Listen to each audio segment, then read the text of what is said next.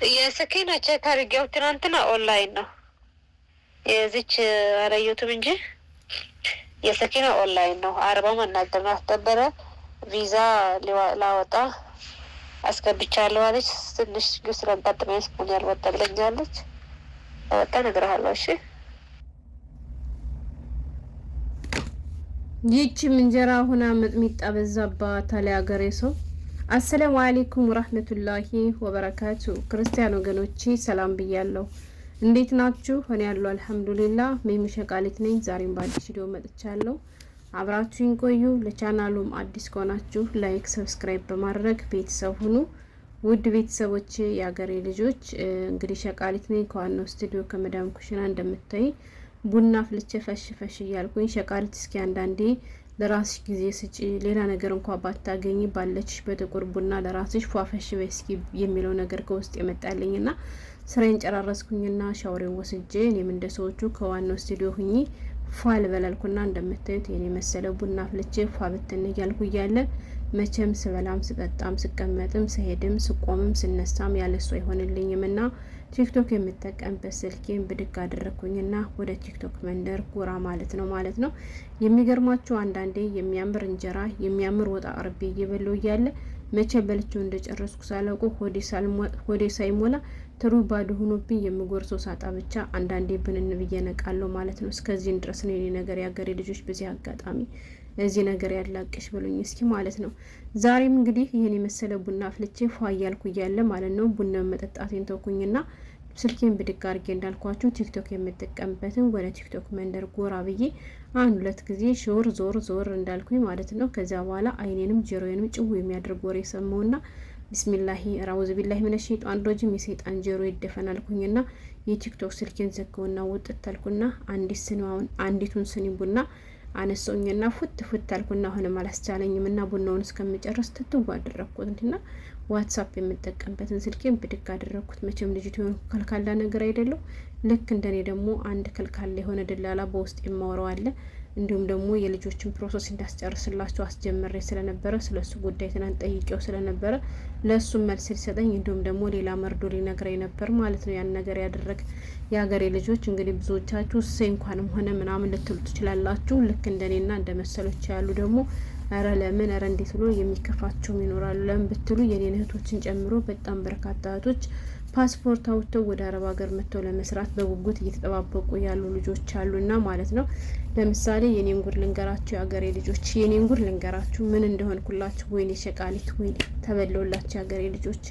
እንደው እንደዚችማ ተበልችም ጉዱኝም አላውቅም። እውነት ምን ነበቀረብኝ ብዬ እንደው እንዴት አባት ይሉ እንደው ምን ላድርግ የሀገሬ ልጆች፣ እርዳታችሁ ያስፈልገኛል አሁን የእውነት ለሰው መድኃኒት ሰው ነውና አሁን አለንልሽ ልትሉኝ ይገባል። እሱ ምንድነው መሰላችሁ እህቶች፣ ኧረ ሸቃሊት እኛ እኮ አረብ ሀገር መምጣት እንፈልጋለን ሲሉኝ በጭራሽ አይታሰብም፣ አይደረግም።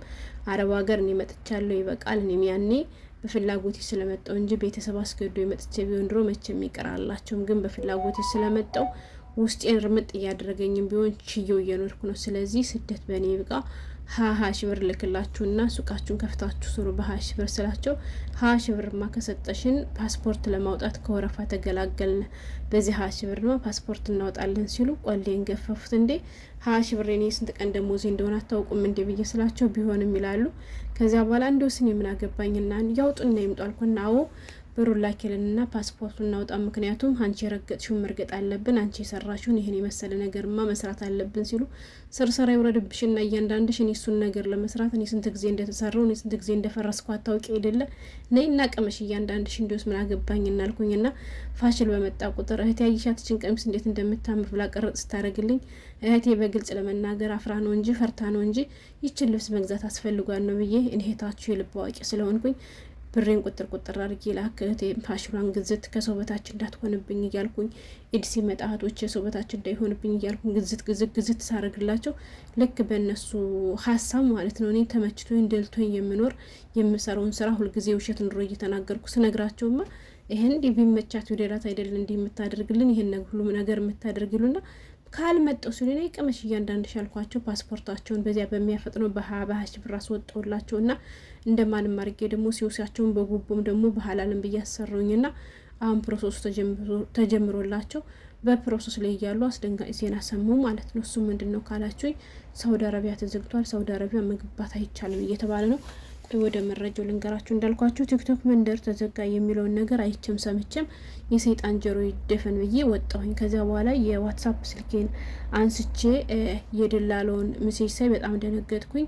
ስከፍቶም ደግሞ አረ ቪዛ እኮ ተከልክሏል የሚል ነገር ነበረ ያመጣው ማለት ነው። ከዚያ ሌላ ያየሁት መረጃ ማለት ቆይ መረጃውን ላካፍላችሁና ከመደንገጥ የተነሳ ከምላስ በላይ ምላስ ጨምር ያለው እሰይ እንኳን ተዘጋ ለምትሉት እናንተን አይመለከትም። ልክ እንደኔ ሰርቶ ለመለወጥ ማለቴ ስደት ብዙ ጠውረድ እንዳለው እያወቁም በኢትዮጵያ ላይ ተቀምጦ በችግር ከመንገላታት ያለው ውጣ ውረድ ችሎ ሰርቶ መለወጥን የሚመርጡ ብዙዎች አሉ። እንዳልኳቸው አረብ ሀገር ወደንና ፈልገን የምንመጣበት እንጂ ማንም ሰው ተገዶ የሚመጣበት የለም። ስለዚህ ከፍት ሆኖ የሚፈልግ ቢመጣ የማይፈልግ ቢቀር እንደኔ ደስ ይለኛል እንጂ እንኳንም ተዘጋ የሚለው እኔ ጋር አይሰራም ማለት ነው። ምን አለ መሰላችሁ ሳውዲ አረቢያ የሀጅ መንፈሳዊ ጉዞ ወርን ጨምሮ እስከ ሰኔ ወር መጨረሻ ድረስ ለናይጄሪያ፣ ግብጽ፣ አልጄሪያ፣ ሱዳን፣ ኢትዮጵያ፣ ቱኒዚያ እና ሞሮኮ ዜጎች የምትሰጠውን የስራ ቪዛ ላልተወሰነ ጊዜ ማቋረጧን አስታውቃለች ይላል።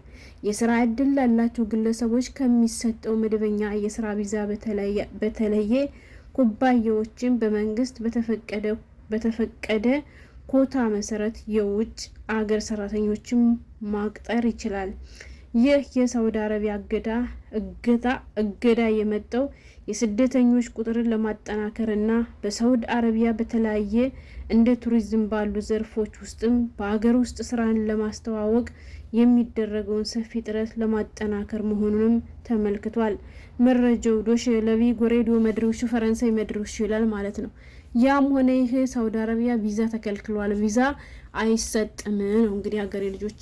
እውነት ለመናገር ወደዚህ ነገር እንደገባ አደረገኝ። ቲክቶክ ላይ ያየሁትን ነገር ትቼው ነበር። ወላሂ እውነቴን ነው የምላችሁና አንዲት ጓደኛዬ ሳውዲ አረቢያ ያለችና የሆነች ልጅ መውሰድ ፈልጋ የመዳሜ ሰራተኛ ትፈልጋለች ብላ በዚያ ምክንያት ነበር ገብቷቸዋል። እና ያለውን ነገር እንዴት ማስጨረስ እንዳለብኝ እባክሽን እርጅኝ አሳውቂኝ ስትለኝ ያረገኝ ምን ችግር አለው ይሄማ ያው መቼም የሻይ የቡና ማለት ሻይ ቀርም ብዬ እኔም እሺ ችግር የለም ፕሮሰሱን እናስጀምረዋለን ብዬ ደፋ ቀና ስል ነው ይሄን ዱብዳ የሰሙት ማለት ነው።